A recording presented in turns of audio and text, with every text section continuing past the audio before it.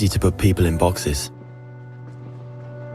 There's us, and there's them. The high earners, and those just getting by.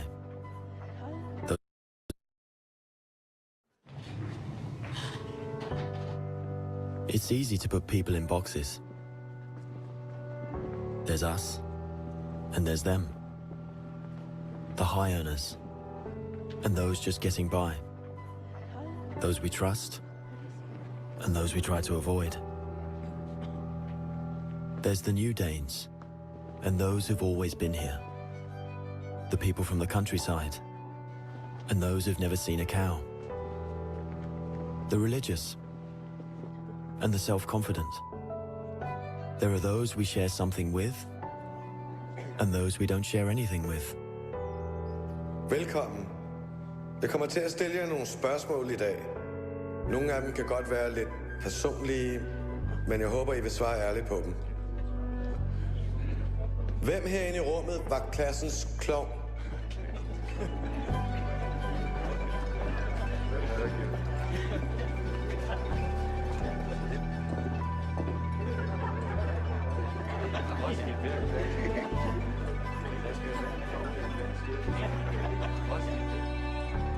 Hvem er bonusforældre?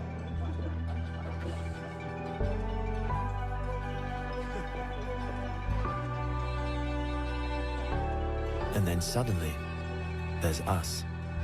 We who believe in life after death. We who've seen UFOs. And all of us who love to dance. We who've been bullied.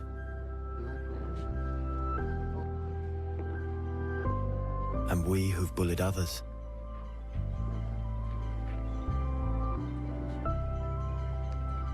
And then there's us, the lucky ones who've had sex this past week. We who are broken-hearted.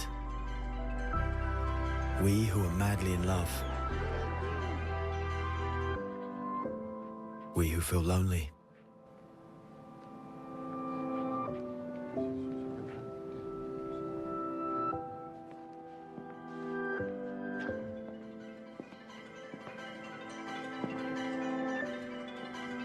We who are bisexual. And we who acknowledge the courage of others. We who have found the meaning of life. And we who have saved lives. And then there's all of us who just love Denmark. So maybe there's more that brings us together than we think. TV2 Denmark. All the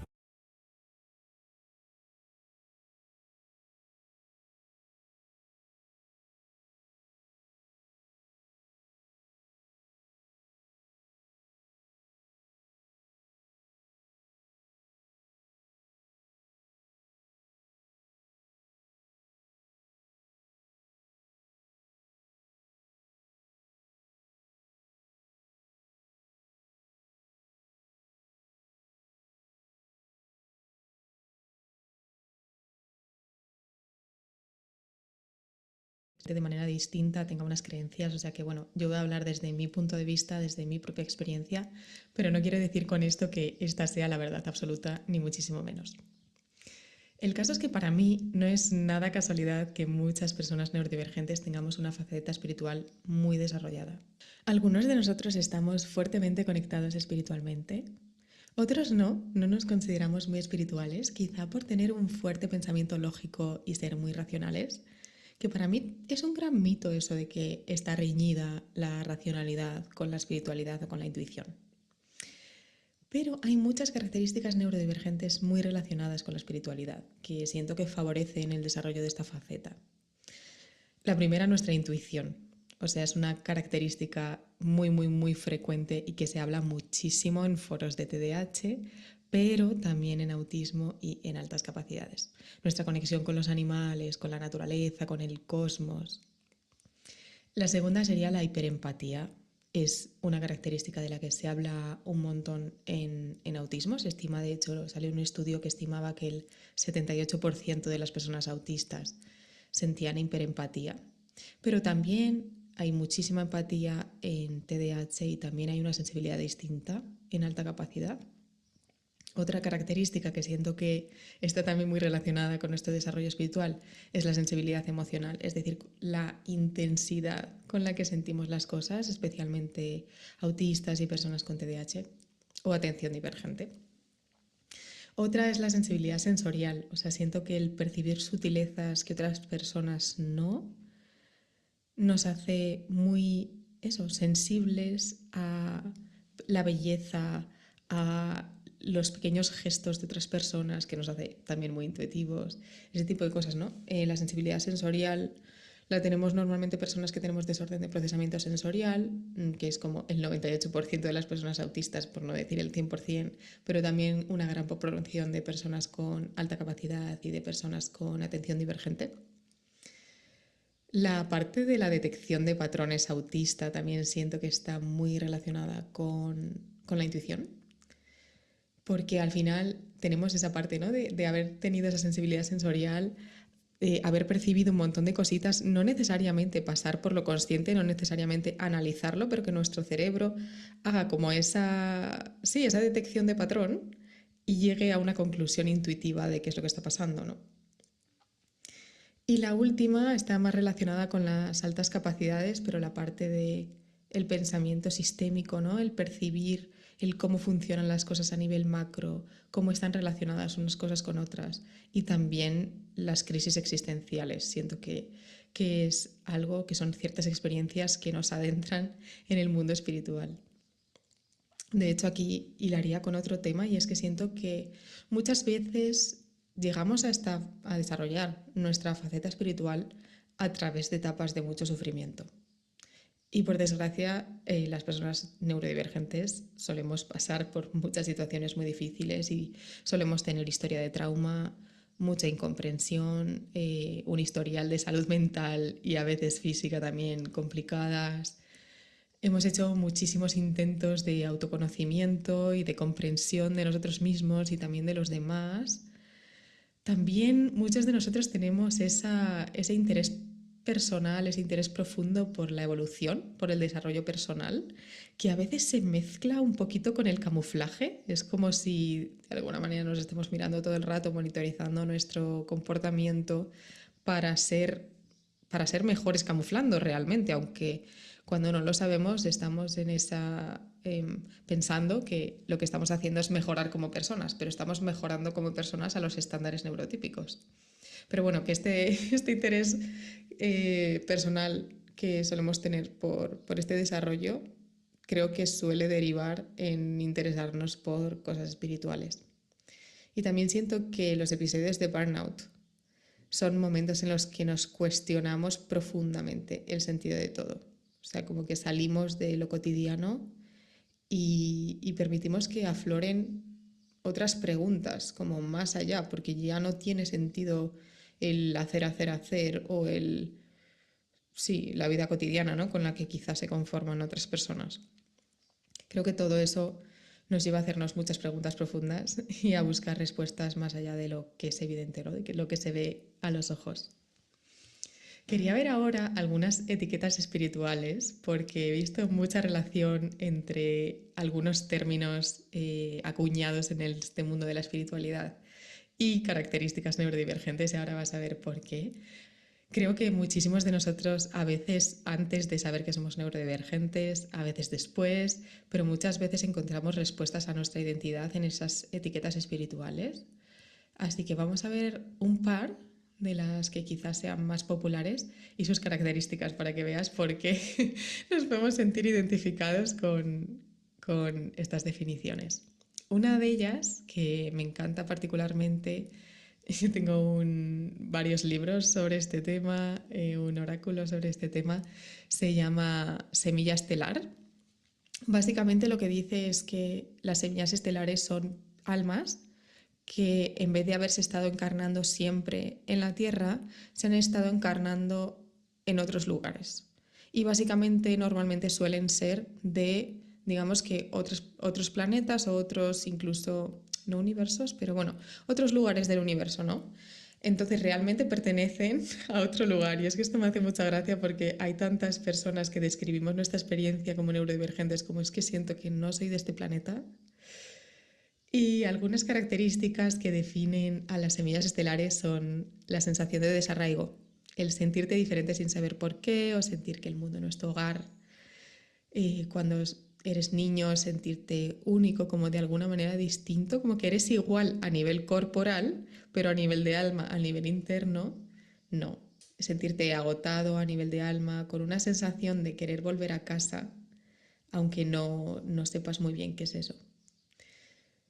Puedes también, en algunos foros ponía, puedes no ser bienvenido o aceptado por muchos seres humanos y muchas personas se muestran recelosas o probablemente fuiste señalado o acosado de niño. Una experiencia muy común en personas neurodivergentes. Otra característica de las semillas estelares es la empatía y la sensibilidad, muy sensibles a la energía, a las emociones de otras personas, muchas veces no saber poner límites, quedarse exhausto y se dice como eres demasiado empático, puedes leer a otras personas, puedes parecer distante o disperso hasta que te conocen y se dan cuenta de que eres una persona cálida, etc. Luego decir que dentro de las semillas estelares hay muchos tipos, porque dependiendo del lugar de donde fueras originalmente, por ejemplo, si eres, yo que sé, de Sirio o de Andrómeda, por ejemplo, pues hay unas características u otras, pero bueno, estas son como unas características genéricas a todas. Pero si te interesa, pues puedes buscarlo. Otra característica es la profunda conexión con la naturaleza y el cosmos, también conexión con los animales y en contraposición la desconexión con tu cuerpo terrenal.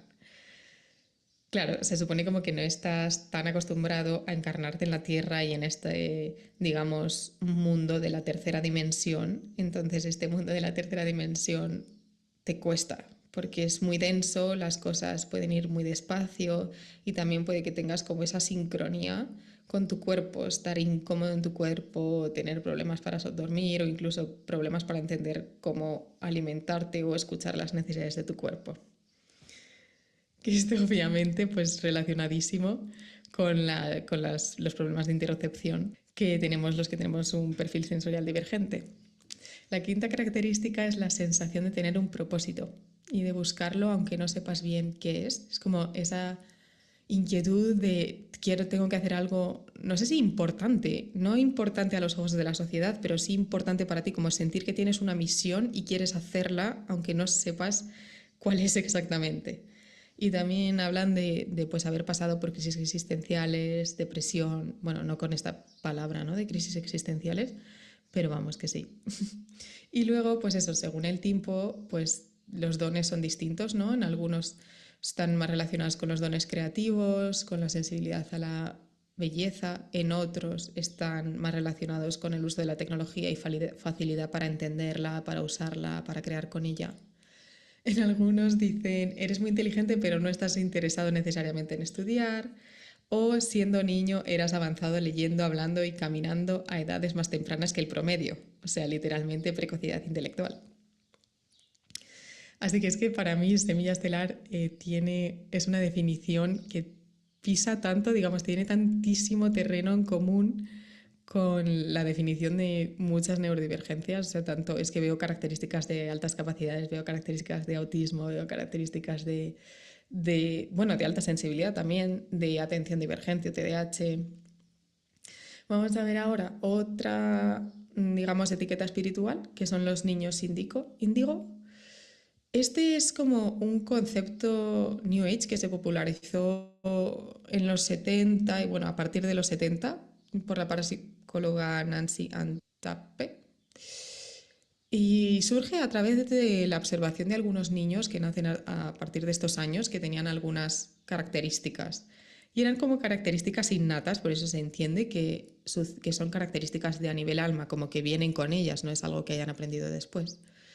Y esta parte se dice en índigo porque es un poco el color predominante que aparece en el aura de estos niños.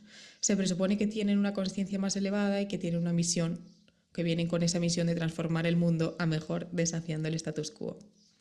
Y algunas características, alta sensibilidad y empatía. Dice, tienden a percibir las emociones de los demás y a sentir intensamente las injusticias. O sea, la sensibilidad a la justicia particularmente. Es como que todo es tan concreto. Me resulta súper curioso. Otra es creatividad e imaginación. Y demuestran una gran capacidad para la creación artística y un mundo interior rico. Esto me lo ha puesto ChatGPT, la verdad. La tercera característica es intuición y percepción extrasensorial. Dice, pueden tener una intuición aguda y habilidades como la telepatía o la clarividencia. El cuarto es fuerte sentido de propósito, esa parte de la misión, como que la sienten desde pequeños como una misión importante que cumplir. Cuestionan la autoridad y aquí veo una clara evitación de la demanda. Dice, no aceptan órdenes sin sentido y pueden tener dificultades con los sistemas educativos rígidos. Dificultad en sistemas convencionales, vaya. Se pueden tener problemas de adaptación en entornos escolares tradicionales y ser diagnosticados con TDAH o problemas de aprendizaje. O sea, es que incluso las definiciones de algunos de estos aparecen directamente en las neurodivergencias. Y la última es necesidad de libertad y autenticidad. Dice, les cuesta mucho adaptarse a roles y expectativas que no sienten genuinas. Y quiero...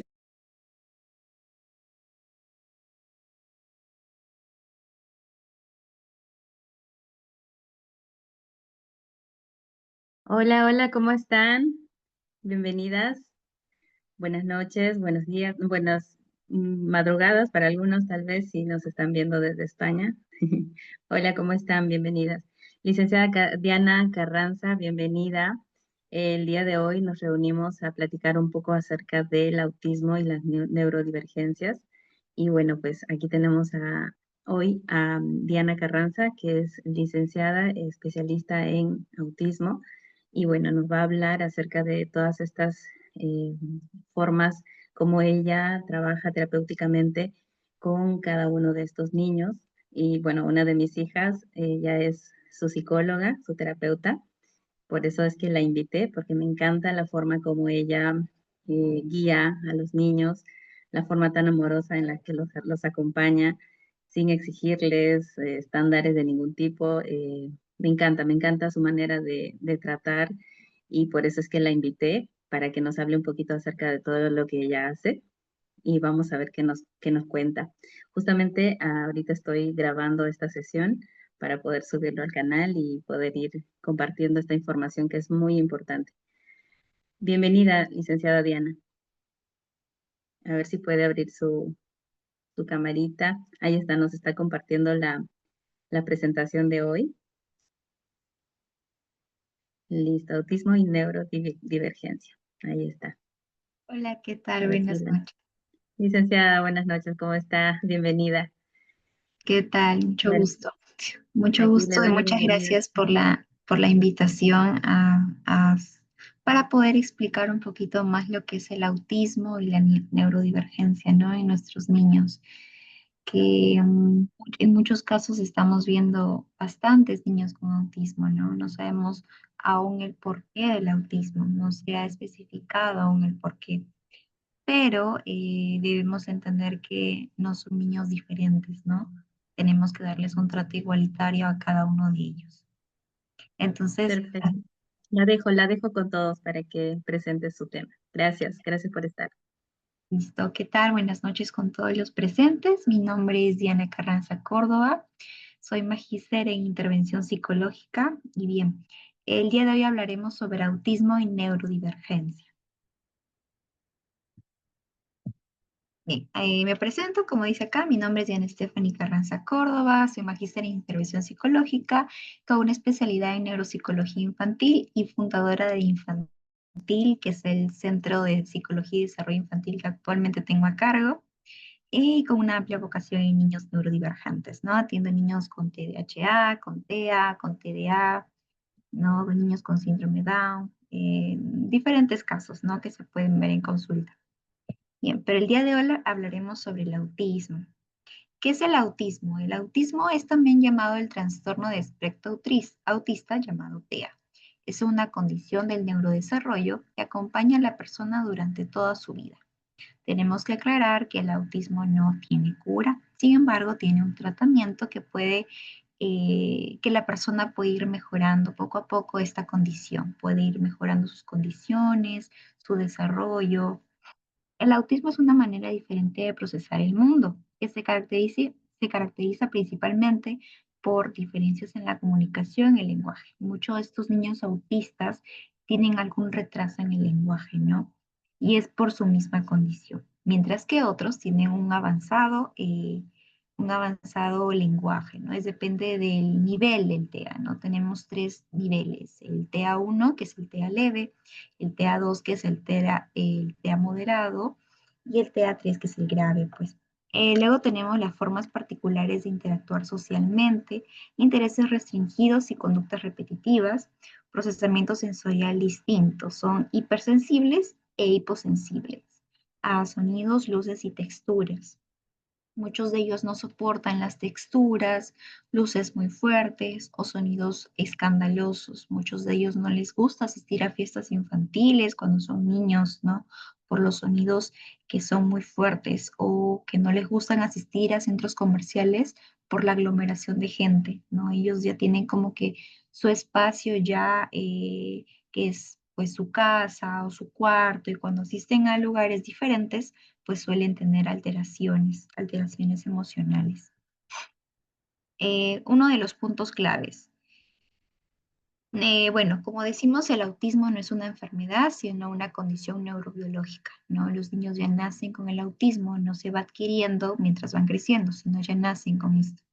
Se habla de espectro porque cada persona autista es única y presenta características en distintos grados e intensidades. La detención temprana y la intervención adecuada ayudan a potenciar el desarrollo, la comunicación y la calidad de vida, ¿no? Entonces, si vemos ciertos rasgos, si bien sabemos que el autismo se detecta entre los 3 y 6 años, si es que vemos quizá alguna característica, igual se le puede ir brindando alguna intervención temprana, ¿no? Bien está como la estimulación temprana que existe desde un añito o desde los 4 meses, ¿no? Y esto va reforzando a que el niño pueda mejorar su calidad de vida más adelante. La detección temprana y la intervención adecuada ayudan a potenciar el desarrollo, la comunicación y calidad de vida. La visión actual se basa en el concepto de neurodiversidad, reconocer que el cerebro humano puede funcionar de formas diversas y que todas tienen un valor importante. ¿Qué es la neurodiversidad? Bien, fuera del autismo tenemos que la neurodiversidad abarca todo este tipo de condiciones, ¿no? Como les mencionaba, el TDAH, el autismo, la dislexia, entre otros. La neurodiversidad es un concepto que reconoce que las diferencias en el funcionamiento cerebral y la manera de pensar, aprender y sentir son parte natural de la diversidad humana. La neurodiversidad contempla que condiciones como el autismo, el TDAH, dislexia, entre otras, no son trastornos que se deban eliminar, sino son formas diferentes de procesar información y relacionarse con el mundo. Puntos claves. Bueno, en la neurodiversidad, valorar la diversidad cognitiva. No todas las personas piensan, aprenden o sienten de la misma manera, y esto también es positivo. Incluye múltiples formas de neurodesarrollo. Esto ya sea, como les mencionaba, el autismo, el TDAH, la dislexia, el síndrome de Tourette, entre otros. Este enfoque está basado en sus fortalezas, se centra en potenciar habilidades de estos niños, ¿no? Estos niños tienen, así como deficiencias, tienen debilidades, ¿no? Algunos de ellos son muy buenos dibujando, otros son muy buenos quizá con los dispositivos móviles, con la tecnología.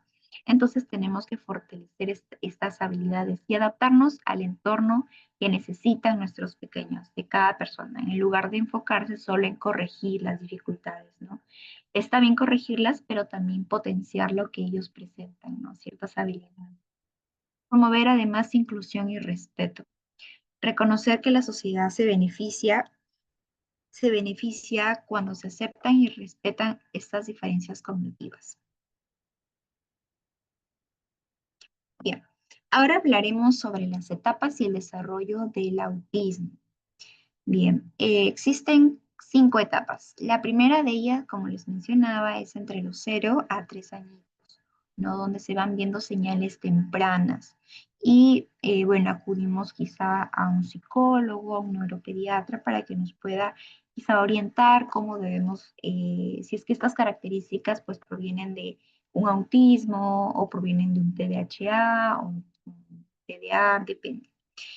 Y bien, la etapa temprana entre los 0 a 3 años, señales tempranas, es la poca respuesta a sonidos o su nombre, ¿no? Cuando llamamos por su nombre y bueno, no nos responden, no se identifican como tal. El escaso contacto visual, pues no nos miran directamente, tienen la mirada desviada o bien no tienen un contacto visual muy seguido. Retraso en el lenguaje o la ausencia de un balbuceo, el poco interés por juegos interactivos o imitación. Bien, se desinteresan por juegos que, bueno, hayan niños o estén socialmente activos, bueno, hay una disminución en eso. Importancia, detección temprana. La detección temprana es crucial para la intervención temprana.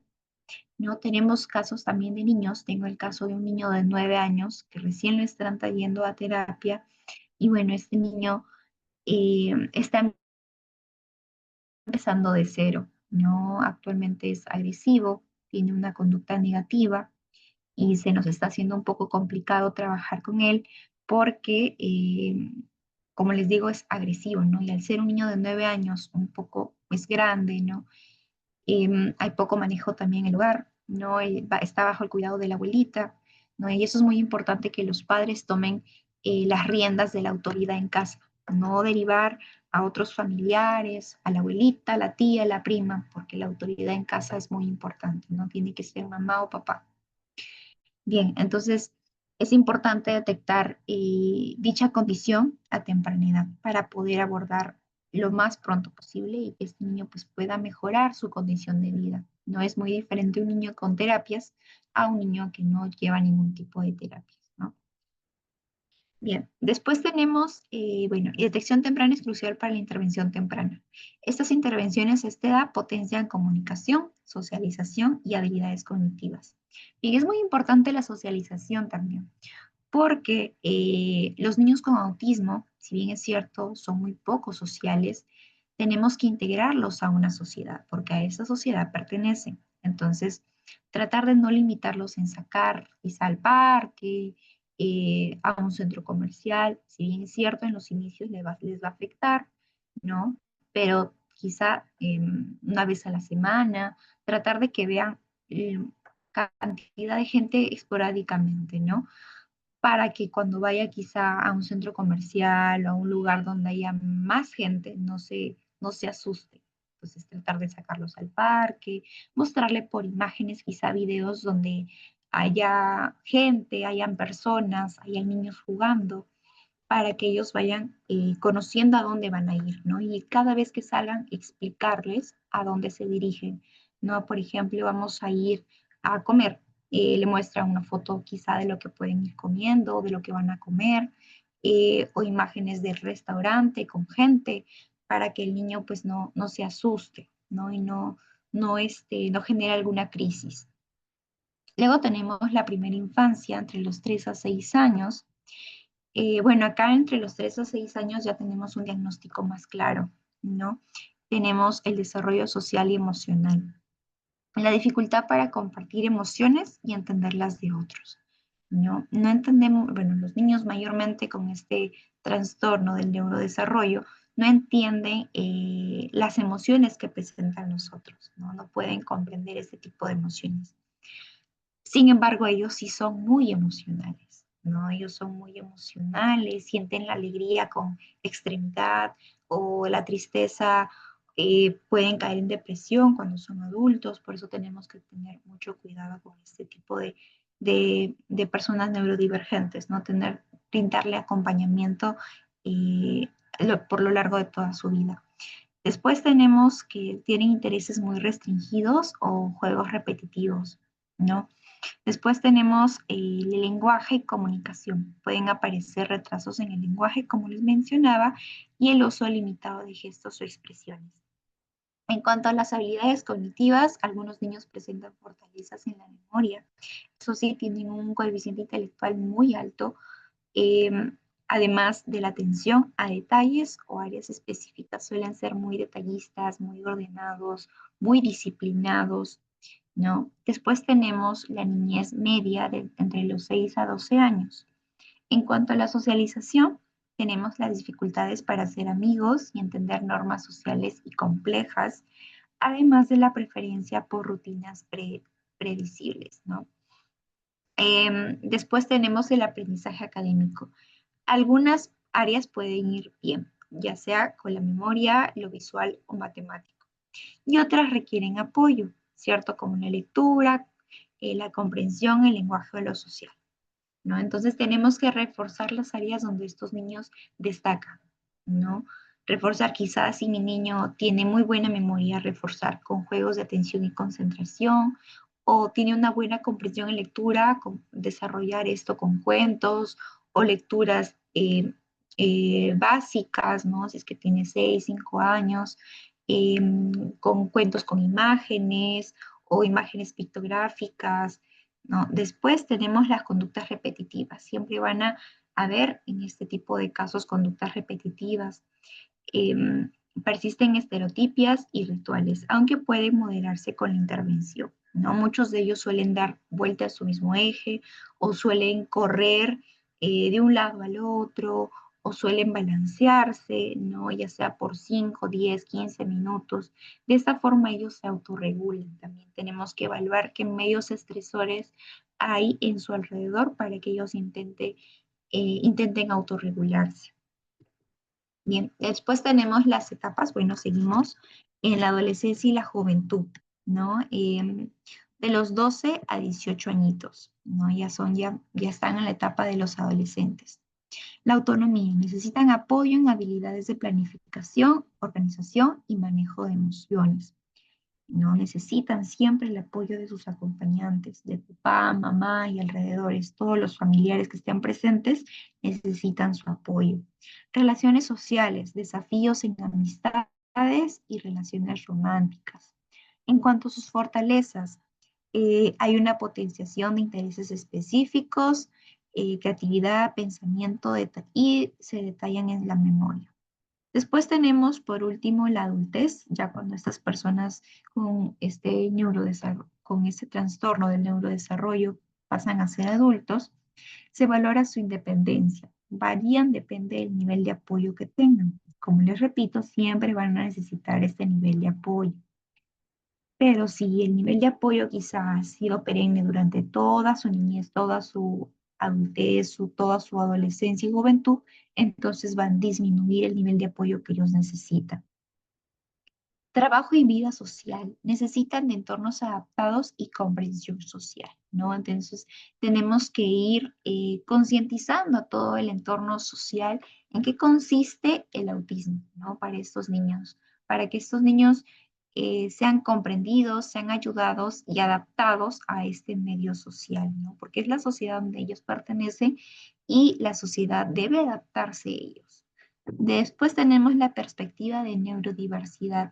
La adultez resalta la importancia de enfocarse en fortalezas y capacidades individuales más que en limitaciones. Bien, hablemos de autismo y familia, ¿no? La familia es muy importante en el desarrollo de estos pequeños con autismo, de estos niños, adolescentes y adultos con autismo, ¿no? ¿Cómo interviene la familia con ellos? El trastorno del espectro autista no afecta solo al niño, sino a toda la familia, ¿no? Cuando un padre o una mamá se entera que su niño tiene TEA, pues no es algo fácil para ellos, ¿no? Entonces, los padres también necesitan un nivel de apoyo psicológico y emocional para saber conllevar este tipo de situaciones, ¿no? Cómo afrontarlo, no deber limitarlo, eh, cómo involucrarlos a la sociedad, ¿no? Ya que requiere ajustes emocionales, educativos y sociales. Bien, primero tenemos el impacto emocional. Los padres pueden experimentar el estrés, la ansiedad o sentimientos de culpa al enfrentar los retos del diagnóstico, ¿no? algunas mamás pues se sienten culpables, ¿no? ¿Qué hice yo de malo para que mi hijita o mi hijito saliera así, ¿no? Es uno de los comentarios más frecuentes, que quizá tuve un mal embarazo, o echan la culpa al papá, ¿no? O quizá la edad, ¿no? No, aún no sabemos el factor social o el factor, si es un factor hereditario, no sabemos el factor por el cual los niños nacen autistas, no sabemos. Después tenemos hermanos que pueden sentir celos por la especial atención que se le brinda al otro niño, confusión o preocupación por la atención que recibe el hermano con TEA. Es fundamental el apoyo psicológico y redes de contención familiar. Bien, el rol de los padres y cuidadores. La participación activa en intervenciones psicológicas y de intervenciones y terapias, ¿no? Tienen que estar perennes, activamente interviniendo los papás, ¿no? Si son los dos papás, mucho mejor. Si hay hermanos, pues también, ¿no?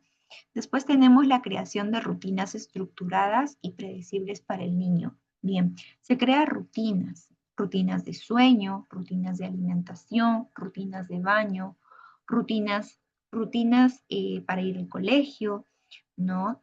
Siempre tenemos que crear rutinas porque los niños con TEA de por sí suelen tener rutinas diarias. Entonces, si variamos quizá un horario de sueño en este niño, pues su día siguiente pues cambia totalmente, ¿no? Después tenemos la educación continua sobre el autismo y estrategias de apoyo. La comunicación constante con profesionales. Y en estos padres quizá que tienen estos niños con autismo, pues tienen que estar en constante comunicación con psicólogos, fonoaudiólogos y terapeutas ocupacionales. Son las personas encargadas de poder brindar terapias a este tipo de niños neurodivergentes. Después tenemos las estrategias familiares efectivas, ¿no? Tenemos las rutinas consistentes que ayudan a reducir ansiedad y mejorar autonomía. Tenemos el refuerzo positivo, donde premiamos las conductas adecuadas.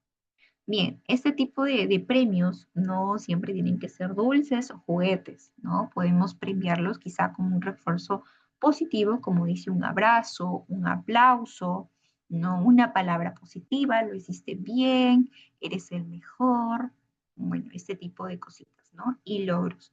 Adaptaciones en el hogar. Espacios tranquilos, señalización visual y minimización de estímulos sensoriales, ¿no? El hogar tiene que, bueno, especialmente la habitación o cuarto de este niño, tiene que ser un espacio tranquilo, donde, bueno, haya señalización visual con imágenes pictográficas, minimización de estímulos sensoriales, ¿no? Sin mucho color, sin muchos juguetes quizá que puedan sobreestimular a estos niños.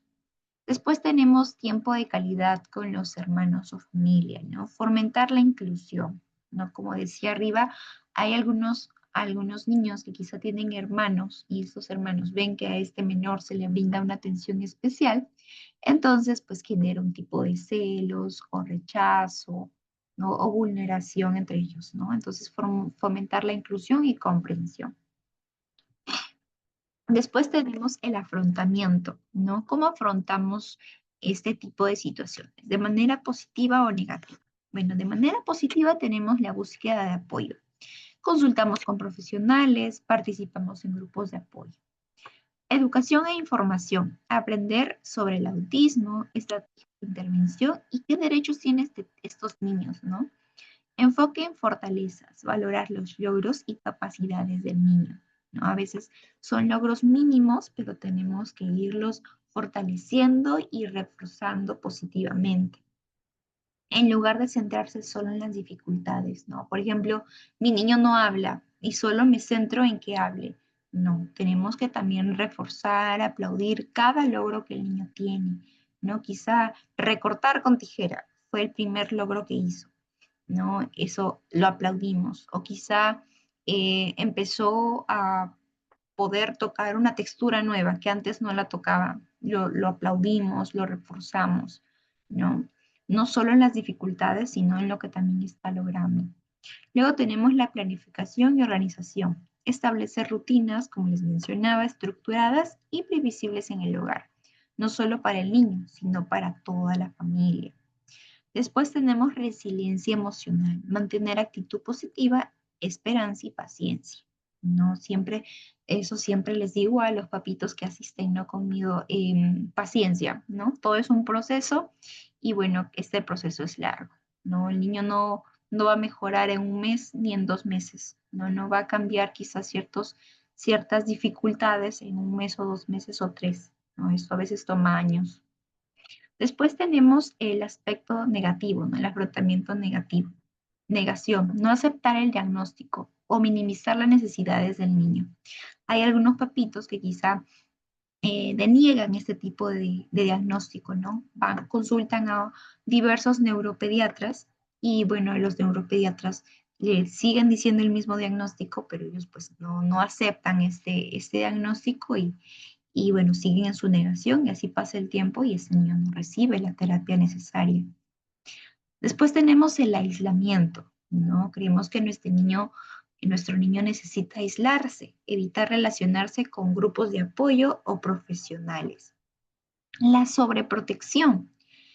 Si bien es cierto, este tipo de situaciones, este tipo de niños necesita un cuidado especial, sin embargo, no debemos pasar a la sobreprotección, ¿no? Limitar la autonomía del niño. Todos los niños son independientes y autónomos. Entonces debemos generar esta autonomía en este tipo de niños, ¿no? Impedirle experimentar desafíos, ¿no?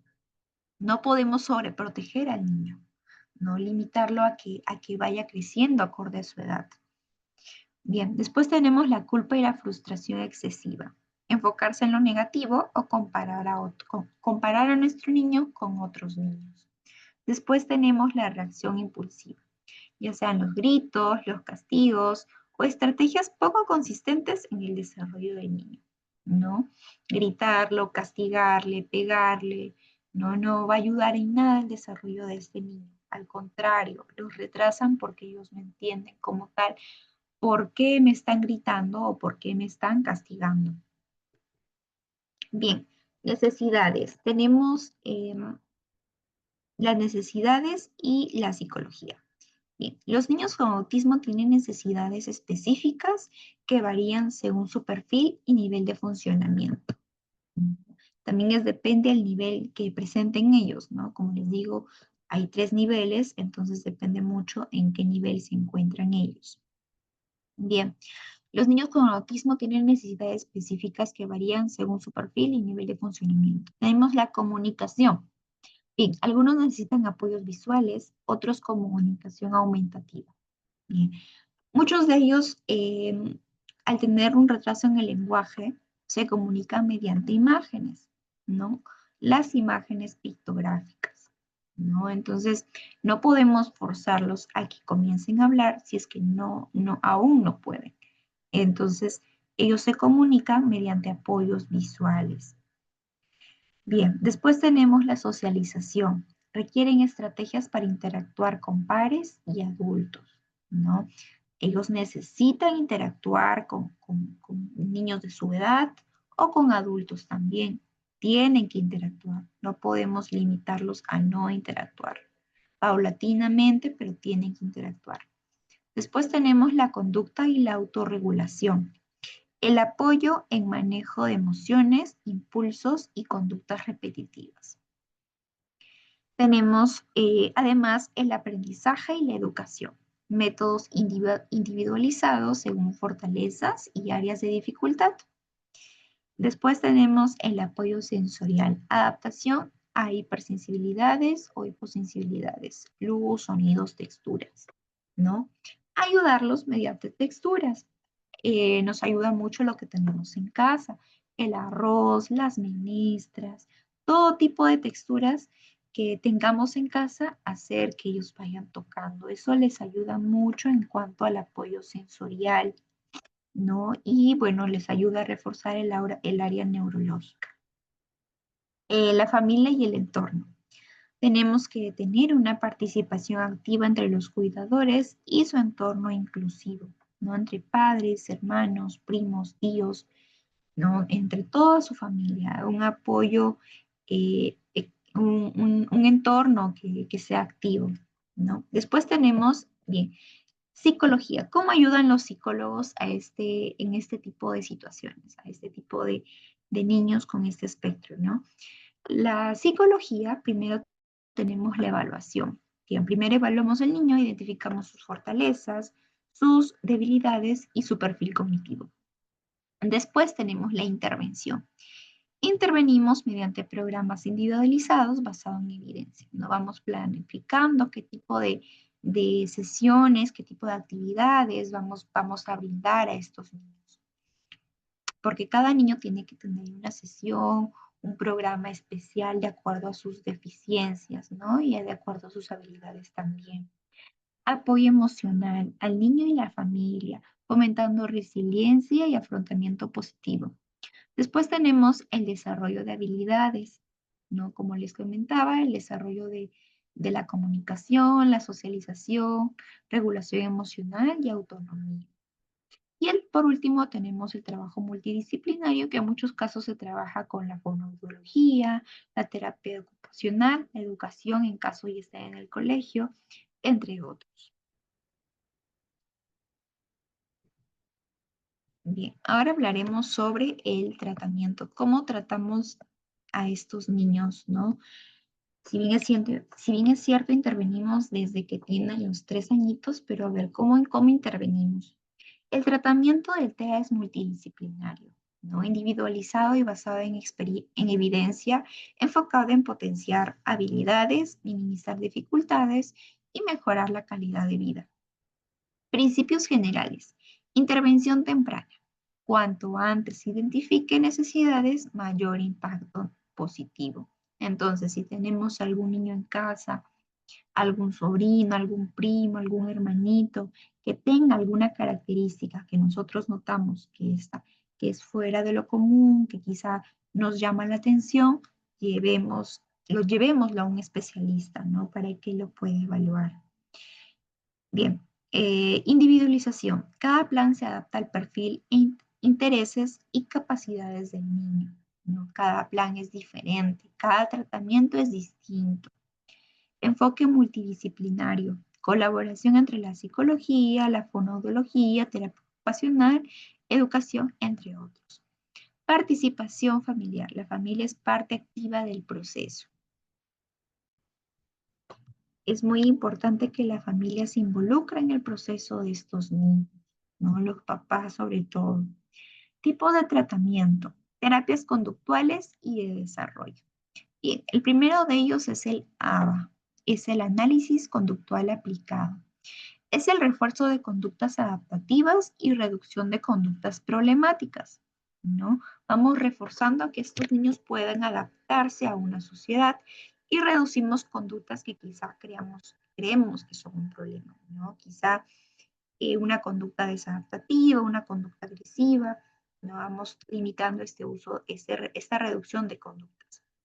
O el otro de ellos es el DIR, el cual fomenta la interacción social y la comunicación mediante el juego y las emociones. Es muy importante que si son niños menores de 8 años, pues se trabaje mediante el juego, ¿no? Ya que ellos comprenden mucho mejor mediante el juego, mediante las emociones, validando las emociones, interactuando socialmente y pues fomentando la comunicación entre ambos, ¿no? Después tenemos las terapias de comunicación y lenguaje. Bien, tenemos a la fonoaudiología, la logopedia y la comunicación, no aumentativa y alternativa. Como les mencionaba, mediante pictogramas o en otros casos se utilizan las tablets, ¿no? Las tablets también ayudan mucho a nuestros pequeños en cuanto a su desarrollo neurológico, ¿no? Si bien es cierto, tenemos que adaptarnos a la tecnología, pero tienen que estar bajo la supervisión de nosotros, ¿no? De los adultos, porque se ha visto muchos casos que son muy inteligentes y pues entran en YouTube o en Google y pues ven videos que no los ayudan, ¿no? Al contrario, por el uso de quizá mucho color, excesiva iluminación, ¿no? Entonces tiene que estar bajo la supervisión de un adulto para ver eh, qué tipo de juego les ayuda, ¿no? Y siempre consultar con su especialista si es que este tipo de juego le ayuda o no, o este tipo de actividad le ayuda o no, ¿no? Y bueno, los pictogramas, ¿no? Los pictogramas que son comúnmente utilizados entre especialistas. Después tenemos la terapia ocupacional y sensorial. Adaptación a estímulos sensoriales. Y mejora de autonomía en actividades. También necesitan regular sus emociones, manejar su ansiedad, su desarrollo social y, bueno, el apoyo en la familia, ¿no? El especialista tiene que brindar apoyo a la familia, a la mamá, al papá, y de cómo manejar este tipo de situaciones, este tipo de relaciones con su niño. Bien, educación adaptada, ¿no? Hoy en día se ha visto quizá una deficiencia en la educación en cuanto a la capacidad del maestro, del docente, del profesor, de cómo manejar este tipo de alumnos, ¿no? Algunos se niegan a aceptar este tipo de alumnos en sus salones, en sus aulas, ¿no? Sin embargo, pues esto se trabaja con apoyos visuales, con métodos estructurados, se tiene que hacer una inclusión escolar y enseñanza basada en sus fortalezas de que estos niños, ¿no? A veces se solicita quizá en los colegios lo que son las maestras sombra, ¿no? Que si bien es cierto son importantes para que este niño pues tenga una mejor guía en cuanto a su enseñanza, pero a veces hay niños con TEA1 que no lo necesitan, que se pueden adaptar a un ambiente con, con, con una realidad social pues perenne, ¿no? Entonces no son necesarias en muchos de estos casos, pero los colegios pues para no tener ningún tipo de problema pues solicitan las maestras sombra. Estrategias complementarias, rutinas consistentes y predecibles, ¿no? Como les mencionaba, tienen que tener rutinas de sueño, rutinas de alimentación, rutinas de educación, de escuela, ¿no? Si es que van a su terapia, quizá ya saben ellos su rutina, ¿no? Refuerzo positivo y motivación basada en interés. Reforzar positivamente cada avance de estos niños. Después tenemos la promoción de habilidades sociales mediante grupos de pares. Además, la adaptación ambiental y tecnológica, ¿no? Adaptarlos al ambiente y a la tecnología. Tenemos objetivos del tratamiento, mejorar la comunicación funcional. Esos son uno de los objetivos que tenemos los especialistas para que nuestros niños puedan mejorar. Fomentar habilidades sociales y de juego, potenciar su autonomía y aprendizaje académico, reducir conductas desafiantes, fortalecer la participación familiar y calidad de vida. Bien, y eso sería todo. Muchas gracias. Muchísimas gracias por la ponencia del día de hoy, licenciada. El tema es sumamente muy complejo, muy interesante también. Y bueno, yo personalmente tengo una niña con TDA y una niña con autismo. Ya usted está haciendo seguimiento de Miquela, que es la que tiene autismo. Y bueno, yo muy contenta con los resultados, veo la evolución de ella. Y pues yo sé que muchas de ustedes también, las que hoy están en la sala, tienen o hijos o nietos con autismo y han podido darse cuenta que estos seres tienen tanto amor por dar y se siente, o sea, su energía es tan, pero tan, no sé, es eh, una emoción muy, muy, muy hermosa, una sensación muy hermosa la que te transmiten estos maravillosos seres. Así que si tienen preguntas, chicas, lo pueden hacer ahora. Ahí la licenciada seguro que les responde si tienen dudas. Bueno, yo quisiera hacer una pregunta, licenciada Diana. Eh, ¿Cuál sería la forma más práctica de poder orientar en casa a nuestros niños con autismo? En este caso, pues yo personalmente buscaba, tal vez vía virtualmente, que me den herramientas, formas de cómo ir haciendo el seguimiento de mi niña sin necesidad de llevarla a ninguna institución. Eso era al inicio, antes de conocerla. Pero bueno, yo sé que algunas mamitas sí tienen que llevarla, al llevar al colegio a sus niños, y pues en mi caso muy personal, mi pequeñita no habla, entonces yo he tomado la decisión de no llevarla al colegio mientras ella no se sepa comunicar de alguna manera. Y pues no sé qué tanto es factible tomar esa decisión o es necesario que vayan al colegio a los 5 años como está establecido.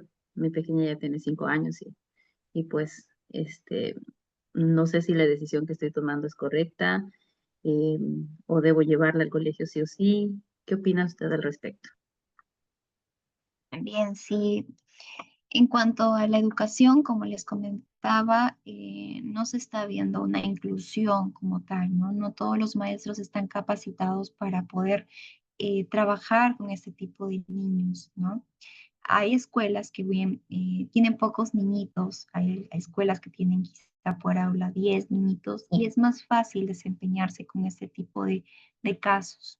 Sin embargo, pues si es que tienen niños menores de 4 años o de 3, o en el caso de Miquela que tiene 5, es importante que intente socializar con sus pares, con niños quizá de su edad, ¿no? Puede llevarlo quizá 1 hora al día o un día a la semana para que se vaya adaptando. Quizá usted la pueda acompañar para que ella se vaya adaptando o quizá añadirla a un grupo de niños, ¿no? Un grupo de niños para que ella intente socializar, porque tampoco está bien que esté solamente en casa con su familia. O sea, ella necesita socializar, que se incluya a la sociedad. No podemos tener perennes a nuestros niños, que claro, nos da miedo, ¿no? Es entendible, nos da miedo porque aún no se pueden comunicar, pero no podemos tenerlos toda la vida con nosotros en nuestra casa.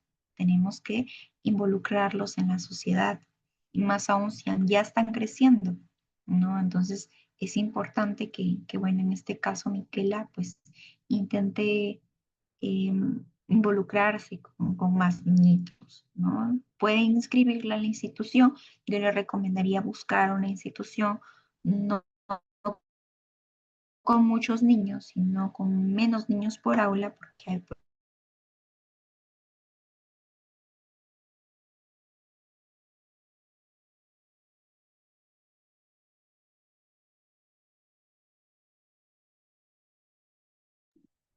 Creo que la señal de la licenciada se pues, se ha cayó. visto casos de aulas que tienen educación personalizada a cada niño, ¿no?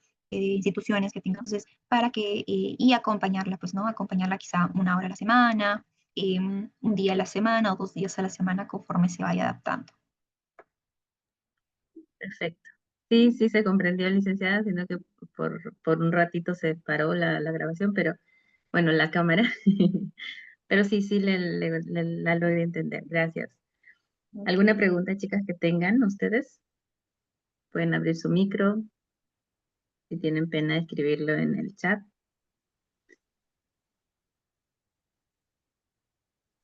O alguien Una que tenga. pregunta, muy buenas noches.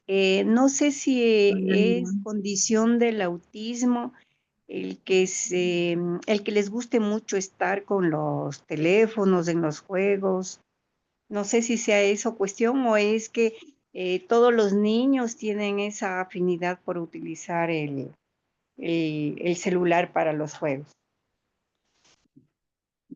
Bien, bueno, nosotros nos hemos adaptado a nuestros niños a la tecnología, ¿no? Desde chiquitos quizá lloraban y para calmarlos le hemos dado el celular para que estén tranquilos y nos dejen hacer las cosas de la casa, ¿no? Entonces, grave error. Ahora los niños pues han creado en su mayoría una adicción a los juegos y esto ha conllevado un retraso en el lenguaje, un retraso cognitivo. Eso no quiere decir que sean autistas, no, claro que no. Características del autismo son muy diferentes, ¿no? Muchos de ellos, pues, como les decía en la exposición, pues, no responden a su nombre, no tienen fijación en la mirada, no te miran fijamente, muchos de ellos caminan en puntitas, ¿no? Entonces son características diferentes, ¿no? De los niños con autismo, pero no, el utilizar dispositivos no es una característica del autismo.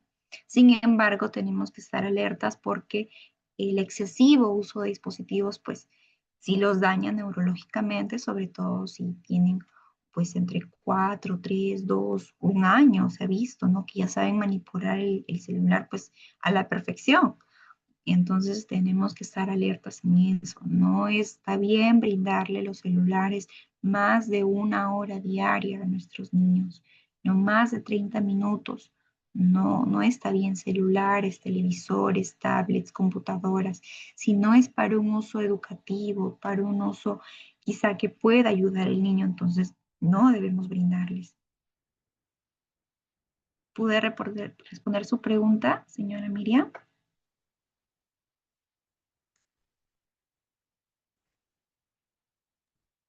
Hola, ¿me escucha? Perdón, lo que pensaba es que los niños autistas tienen más predisposición o como que les gusta más o les llama más este tipo de juegos interactivos de los celulares o de las computadoras. Eso pensé. Bueno, no necesariamente. Hay algunos niños, como les digo, que desde muy pequeños han usado dispositivos y pues ahora su afinidad es hacia los dispositivos. Pero hay que ver qué tipo de juegos o qué tipo de actividades realizan estos dispositivos y cuánto tiempo pues duran estos dispositivos. ¿Cuántos años tiene su niño? Bueno, es mi nieto y tiene 8 años. 8 años. Bien, entonces pues tenemos que estar alertas, ¿no? ¿Qué tipo de juegos, qué tipo de actividades realiza su niño? Si no tiene ninguna otra característica, pues no necesariamente vamos a decir que tiene un autismo, ¿no? Y bueno, quizá ha creado una afinidad por el teléfono, por lo que anteriormente, quizá años atrás, ha usado el teléfono. Si él no hubiera conocido el teléfono, pues no lo usaría, ¿no? Entonces igual, tratemos de intercambiar este tipo pues, de actividades que usa en el teléfono, quizá por algún tipo de cuento, algún tipo de libro, juegos didácticos, ¿no? Rompecabezas, los rompecabezas les ayuda un montón a este tipo de niños. Bueno, a todos los niños les ayuda los rompecabezas, ¿no? Empecemos quizá con un rompecabezas de 15 piezas, después aumentamos a uno de 20, a uno de 25. Esto les va a ayudar un montón también, este tipo de rompecabezas, ¿no? Juegos, como les digo, didácticos, más que el celular. Tratemos de no usar dispositivos en nuestros niños, no brindarles. Bien, esa es la respuesta. Muchas gracias, muy amable. Ok. Licenciada, una pregunta. Con respecto a las consultas virtuales que usted brinda, ¿qué es lo que o cuál sería el abordaje que tomaría si alguien quisiera tomar una sesión con usted virtualmente? O sea, ¿qué es lo que eh, le va a brindar al niño? ¿Va a trabajar directamente con el niño o con la mamá o con el papá? No sé cómo son sus consultas virtuales para poder saber y pues por ahí puedan tomar las personas que les interesen. Claro, bien, podemos realizar pues primero la evaluación a sus pequeños, quizá para algún tipo de descarte, se brinda una presunción diagnóstica, ¿no? Como tal, un diagnóstico no se puede brindar, pero sí una presunción diagnóstica para trabajar con nuestros niños. No, luego de ello se hace una orientación a los papitos, cómo pueden trabajar en casa, qué tipo de material pueden usar. Yo les brindo además un material en PDF para que lo puedan imprimir, para que lo puedan realizar en casa. Vamos evaluando las sesiones por este medio, ¿no? Medio virtual, de cómo está trabajando su niño, para que quizá no asista a terapia presencial, pero también virtualmente se le pueda ir ayudando, ¿no? Entonces trabajamos con las familias y también con los niños. Y para poder tomar la sesión con usted, ¿es necesario tener el diagnóstico médico del neuropediatra?